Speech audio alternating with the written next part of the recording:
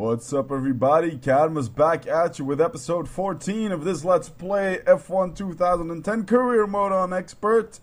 And it's time to kick ass and chew bubblegum, and I'm all out of gum. Today we are going to Singapore, Marina Bay. Very challenging street circuit, but let's first check out the standings in case you forgot. I hopped over Mahk Webbah, 11 points ahead. First time I'm in the lead in the championship. Lotus is standing prettily in third. Just a reminder, the helmet, anyone who wants to make me a helmet of D'Ambrosio, they put up a pic, so make it, do it now. So here we are in Singapore, very challenging track. People have been struggling with it, from what I heard. It's a track I enjoy a lot. I've raced a lot on it, and I recently did a 75% league race on it as well, so I kind of know it pretty well. So I didn't need too much practice. Yes, as you see in the practice. That's the end of the session. Fantastic first place in practice. Already topping the practice session, so let's see if we can do a clean sweep, doing all the first positions in practice, in qualifying, and in whatever it is, the race. Not a very impressive time done on primes, but still got me in P1. And I had people telling me it was hard on Singapore, that the AI was really good, but I didn't notice that. I even had to go back and check and see if I didn't, you know, change the difficulty settings, because it was on expert, but I think, huh? Everybody's telling me how you know, good the AI is on Singapore, and I didn't really remember from my other career I played before how the AI was.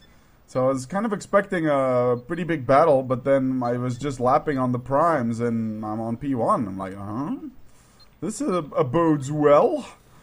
And there we go. Saw the setup. This is the hot lap. Forgot to put on fraps just a tad too late, but we're still on the home straight. Get down to third. Back on the throttle here. Down to first or second. Make sure you get a clean exit. Very easy on the throttle, exiting out, and full on again. Here you go, as wide as you can on the left to get a nice cut in on this corner. Easy on the throttle, exiting out. Just make sure your revs stay high up.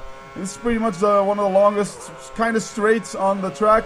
Here you're going to brake at about the 100 meter mark, just a bit before. Don't cut that too much, the curbs are very high. Get up to fourth, down to second.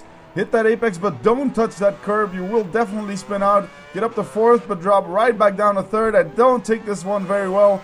Need to cut it much better than I did there, but you know, that's how it is. Here you brake at about the 80 meter mark. Go over those curbs, just ride them like a motherfucker. Drop down to second, feather your throttle all the way throughout. Go back out, flat out. Brake at about the 80 meter mark again. Hit that apex.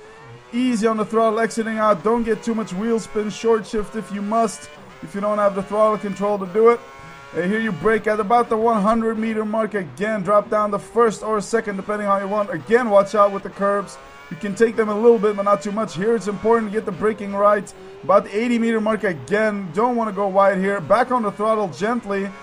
Accelerating out, then back at around the 60 meter mark. Another tight corner. Feather the throttle throughout here. Back up to third, short shifting. Down to second. Hitting those apexes. Back on the throttle easily, and then back out. A tricky last corner. Drop down one gear to fifth. Take that curb. Ride it like a motherfucker again. And that's the home straight for a time of 1:44.795.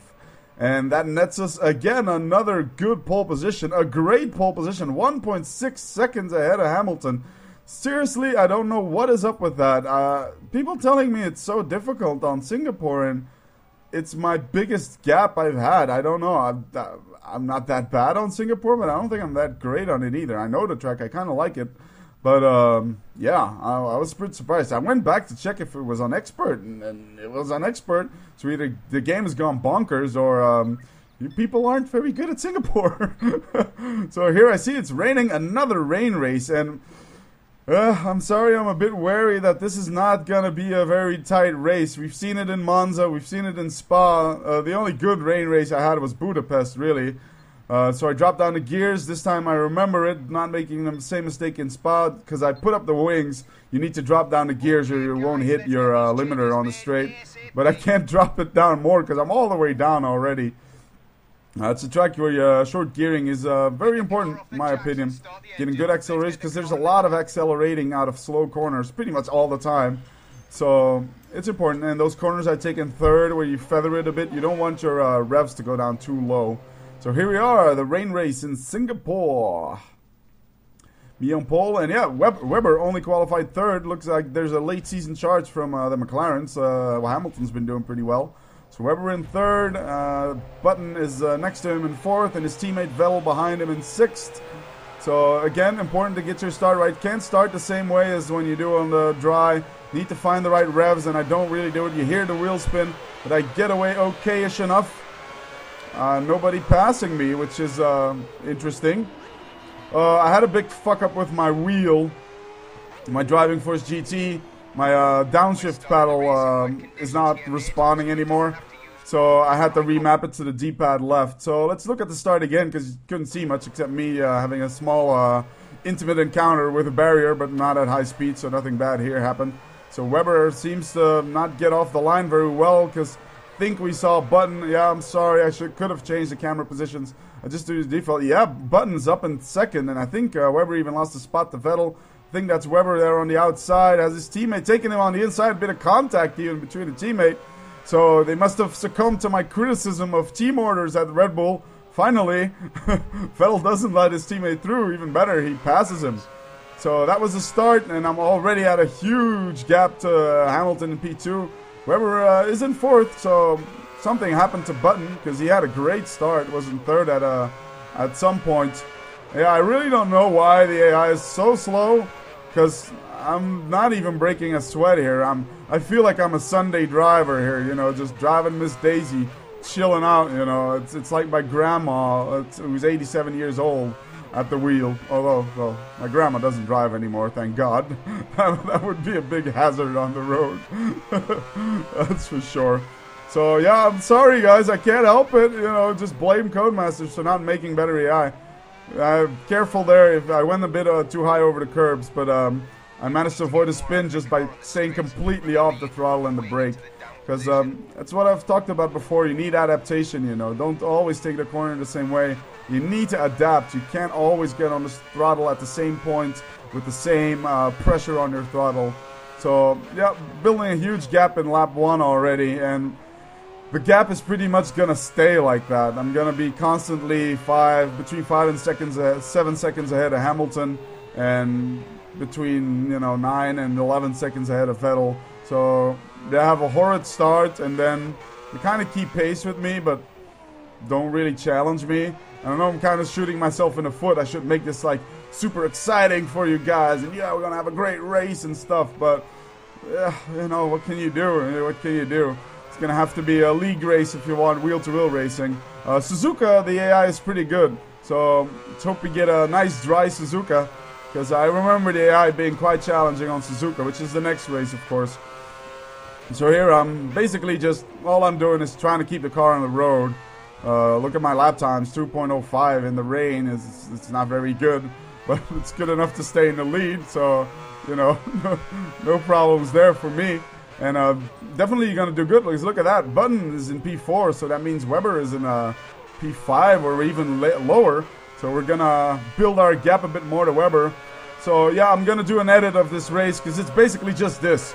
Me driving in the rain, trying not to fall asleep at the wheel, and not to, do any damage to my front wing or anything. That's basically it. Just trying to keep the car in one piece, and yeah, that's really it. Not having to push at all. I put the engine on cruise, you might have noticed. That's a good tip you guys can pick up if you're driving in the rain. It's a good idea to start off on cruise, because, well, the throttle is less aggressive. So you can, a little moment there, but nothing too big. So if you drop on cruise, you can be a bit more gentle on the throttle, by default, because it's less aggressive. So if you're struggling in the rain, finding good grip exiting corners, just try and put it on cruise mode for a second, and you'll see a big improvement already. You'll have slower top speed, but it helps in exiting corners, and it's useful on tracks like this. In Spa and Monza, when it was raining, it wasn't that useful, because you still want to get a pretty high top speed for those high-speed circuits. But here it's basically all about throttle control. So good tip for you guys struggling in the rain. I don't consider myself a very good driver in the rain. I'm way too cautious, but I don't need to push it. I don't need to push it, so I'm not gonna push it. So yep, that's basically it. I'm really looking forward to Suzuka though. I like that track. But you guys might like this. I have a league race coming up. Not this weekend, the next week. We're gonna be doing Monaco with the LF1 league. So Monaco race, hell yeah, that's gonna be freaking awesome. I put up a little hot lap I did in training for Monaco, and it's hard because, you know, like I said, I had to revamp my downshift button. So yeah, we skipped ahead the whole boring part of just me going out in the rain. And again, there was this strange thing of not seeing a drying line and it's still raining, but my lap times is dropping dramatically.